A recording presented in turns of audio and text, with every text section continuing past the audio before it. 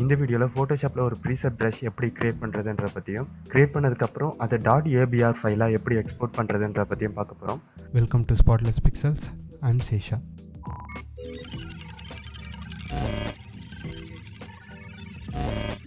First ஒரு new file open பண்ணுறேங்க. Open பண்ணதுக்கப்புறம் இந்த ஃபைலை நான் ஃபோட்டோஷாப்பில் இம்போர்ட் பண்ணிக்கிறேன். இம்போர்ட் பண்ணதுக்கப்புறம் இந்த பேக்ரவுண்ட் பார்த்தீங்கன்னா கொஞ்சம் கிரேயிஷாக இருக்குது, பட் ஃபுல் ஒயிட் வேணும்.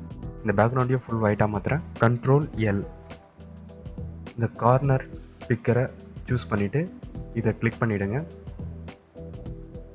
ஓகே, இப்போ ஃபுல் ஒயிட் ஆகிடுச்சு.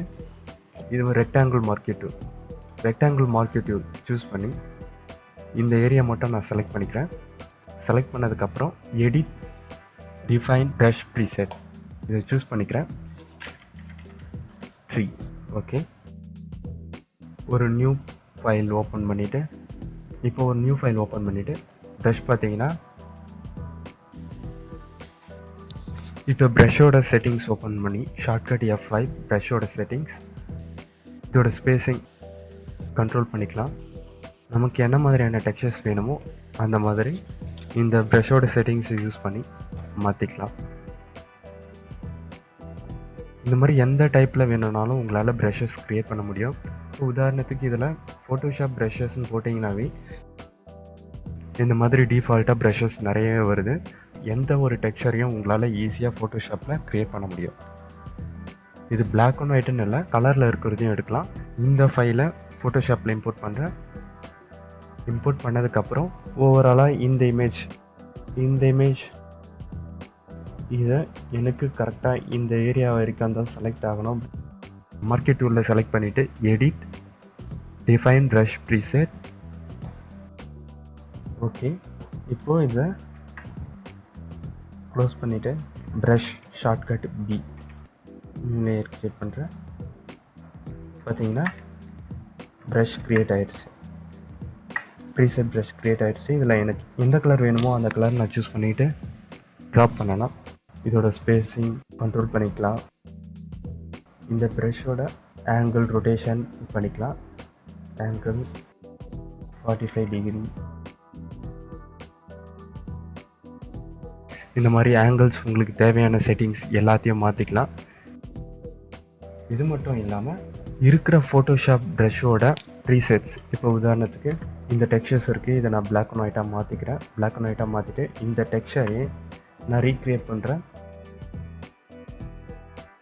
பார்த்தீங்கன்னா இந்த ப்ரஷ் க்ரியேட் ஆகிடுச்சு. இந்த மாதிரி எந்த ஒரு ப்ரஷ்ஷையும் உங்களால் ஈஸியாக க்ரியேட் பண்ண முடியும். ஒரு நார்மல் இமேஜை நீங்கள் ப்ரஷ்ஷாக மாற்றுறீங்க அப்படின்னா, எக்ஸாம்பிளுக்கு இந்த நார்மல் இமேஜையும் எடுத்து காட்டுறேன். இப்போ இது பார்த்தீங்கன்னா ஃபுல் கலரில் இருக்குது. இப்போது இந்த ப்ரஷ் பார்த்தீங்கன்னா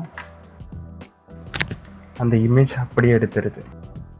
உங்களால் ஒரு இமேஜையும் கூட ப்ரஷ்ஷாக மாற்றி வச்சுக்க முடியும். இப்போ க்ரியேட் பண்ண ப்ரஷஸ் எல்லாத்தையுமே எப்படி எக்ஸ்போர்ட் பண்ணுறது, அதுக்கு ப்ரஷ்ஷை சூஸ் பண்ணி ரைட் கிளிக் கொடுத்தீங்கன்னா நீங்கள் க்ரியேட் பண்ண ப்ரஷஸ் இந்த லிஸ்ட்டில் இருக்குது.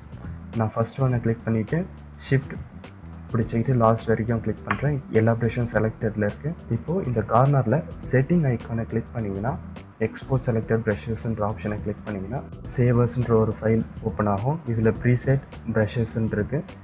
க்ரியேட் பண்ண இந்த ப்ரஷ்ஷுக்கு ஒரு நேம் கொடுத்துருங்க.